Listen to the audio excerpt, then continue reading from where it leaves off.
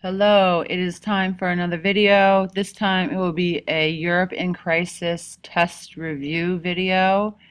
And there we go. There's a big screen. The way I'm recording it might cut off some pictures.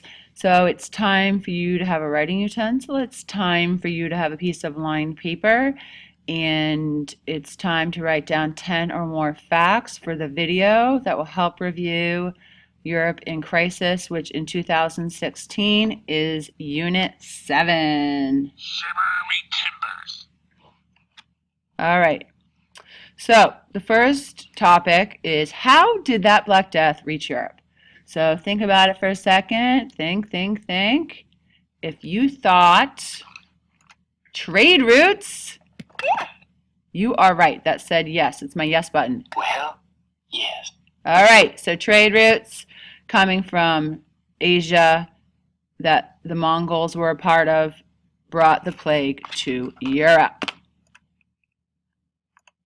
So think for a second about two religious explanations that people of the Middle Ages had for why the plague occurred.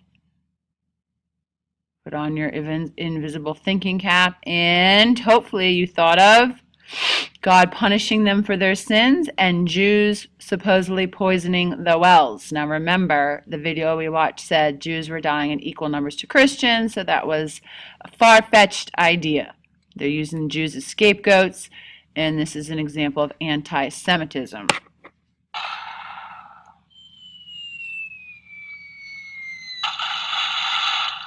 I have my pirate sound effects little toy in front of me. I'm going to be pressing some of the sound effects. I don't really know what all of them say, so it's going to be a surprise as I go. All right, next up, we have medieval medical practices during the plague. Before the plague, the video told you that they had to do with superstition and ignorance, right? They used leeches to restore balance in the body and things like that to supposedly ward off the plague. They might eat sardines, vinegar, and onions to try to cure the plague, all these crazy things. After the plague, medical practices are logical and practical, more logical and practical at least. As time went on, they figured out that their ways of doing medicine weren't quite working and it had to be a little more practical. If you are watching this on your own or in the classroom and it's going too fast, kindly raise your hand if you're in the classroom so it can be paused. If you're at home, there's that pause button you could always press to make sure you write down what you want. Oops. All right, economic effects of the plague. There were a lot of economic effects. So the first one is pretty straightforward. The economy goes down. So many employers and workers had died. There's no one to do the work. The second bullet, a lot of people, I think, are familiar with. Workers could demand better pay because they knew they were in demand. So many people had died that they knew they were in demand and could ask for higher wages. Walk the plank. Oops, I already pressed that one. Well, they might have told the shop owners or nobles to walk the plank if they weren't going to give them more money. So those are two economic effects. Moving on.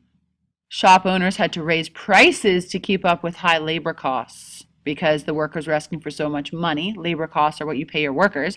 So the shop owners had to increase their prices, which led to inflation, in order to still make a profit, right? So if you own a shop, you sell things, you want to make a profit. So prices were inflated in order to have the money to pay the workers because they were demanding such high wages. Land rovers, just kidding. Landowners converted croplands to raising sheep. That required fewer workers. Then we have peasant revolts in different countries in Europe.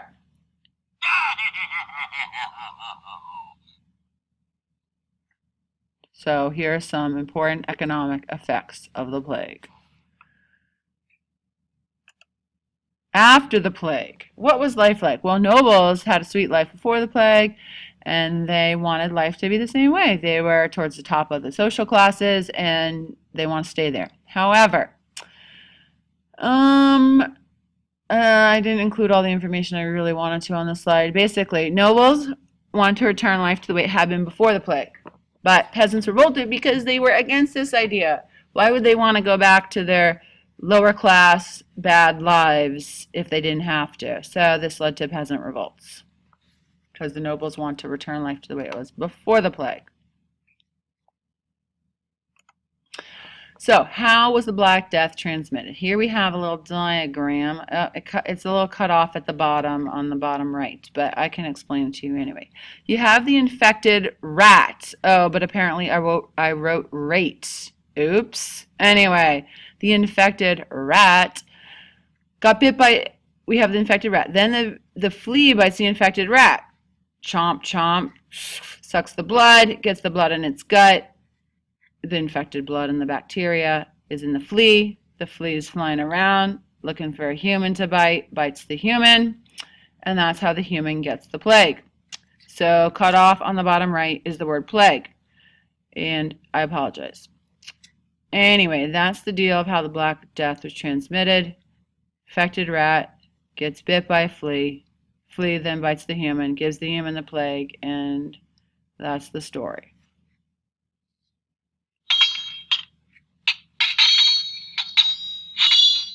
Those are like swords clashing. I should have done that for the peasant revolts. Oh, well. Moving on. Explain one way people's behavior changed because of the Black Death. Think about this. Now, this question has a question mark at the end. That's not what it should have. Sorry. Again, mistake number 2. This is asking, how did people act differently because of the plague? Not a belief that was different. How did they act different because of the Black Death or plague, bubonic plague?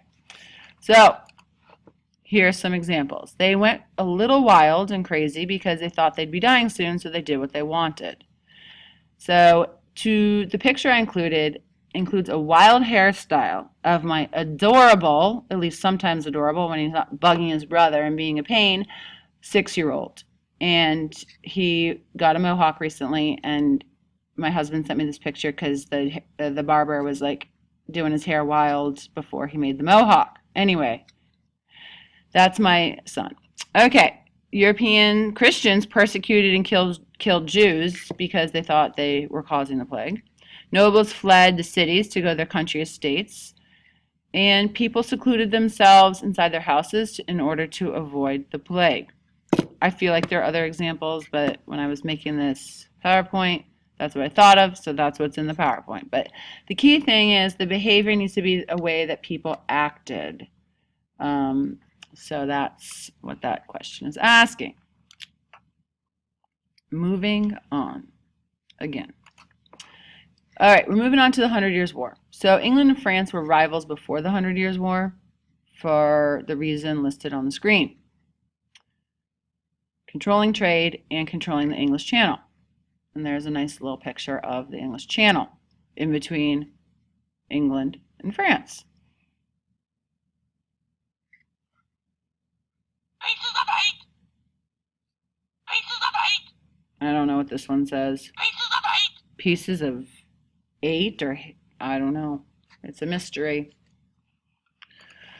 What caused the start of the 100 Years' War? Well, Edward III had a mom who was a French princess. He was from England. He claimed he was the French king. And France did not like that. So, war started. Now, they had been rivals for a while, like the previous slide stated. So this might have seemed inevitable because they had an ongoing rivalry. But this is the reason why the 100 Years' War started. He claimed he was the French king. So, next up, which country began to explore overseas trading opportunities after the 100 Years' War? It's either England or France, because those are the two countries that were a part of the 100 Years' War. England, France, England, France, England, France. Well, if you thought England... Give me a Y, give me an E, give me an F. Yeah! You're right. That's the effect the war had on England. Effect of the 100 Years' War on France. French monarchs got more power because France won the war. French citizens had more national pride in their country. Those are the effects of the 100 Years' War on France, the victor in the war. What effect did the Hundred Years' War have on the medieval world in general? So, here's what you should be thinking or writing down. Castles and knights disappeared because of the cannon longbow. Monarchs wanted armies and soldiers, not knights. Which reminds me, I have a song called No More Knights, which is about there not being a need for knights anymore. And then also other parts of the decline of feudalism. Maybe we'll have to watch that soon. Anyway, both of these facts led to the decline of feudalism, right? Because you don't need knights. Castles can be blown to pieces by the cannon. Here's a cannon sound effect.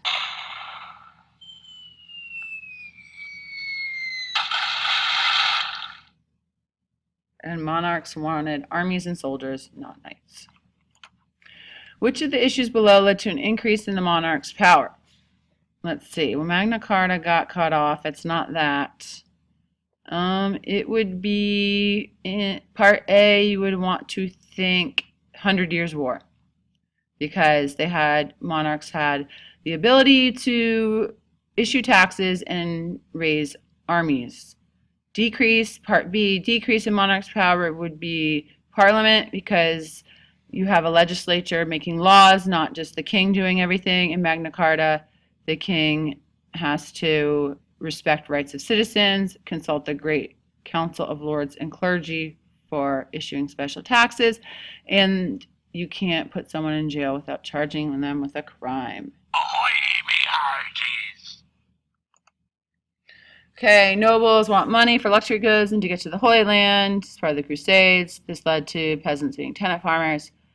When the peasants gave the nobles money, it was rent money for farmland. Think of like an apartment, someone renting an apartment, they give money to a landlord for the apartment. The peasants are giving money to the nobles to rent farmland. This is ending feudalism or declining feudalism because the peasants don't owe a lifetime of service anymore, and it gives them more independence. So they're not tied to the lords for life. And they have more independence in terms of selling farm goods and not being tied to the nobles for life. Which issue led to increased power for monarchs and common people? Ding, ding, ding, ding, ding. B is the answer. 100 Years' War.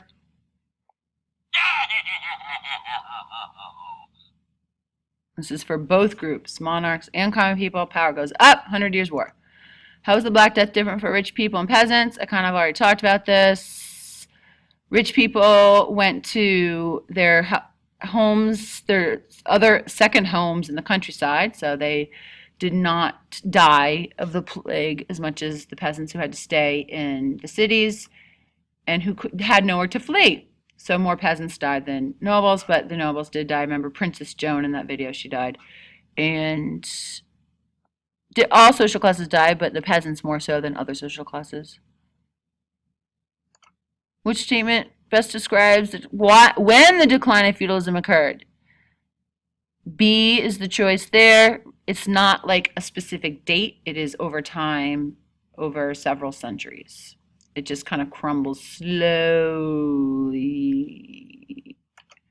When did the 100 Years' War occur? Well, remember, it wasn't exactly 100 years, but the 116 War sounds kind of weird. So 100 Years' War, choice C is the answer. And this could be the end. Oh, well, there it is. That's the end. Hope you got some good facts. Hope you wrote your 10 facts down like I asked you to or more. That never hurts. And we will do a little more review for the test, before the test, and I hope this is helpful. I'm signing off with a couple of last sound effects I didn't use. Simmer me Oh timbers. no, I think I did use that. Arr, ye scallywags! I don't think I used that. Arr! Arr! Ahoy, me hearties! I like that one. Pieces of eight! The one I don't understand. Walk the plank! All right. Anyway, this is it. Bye.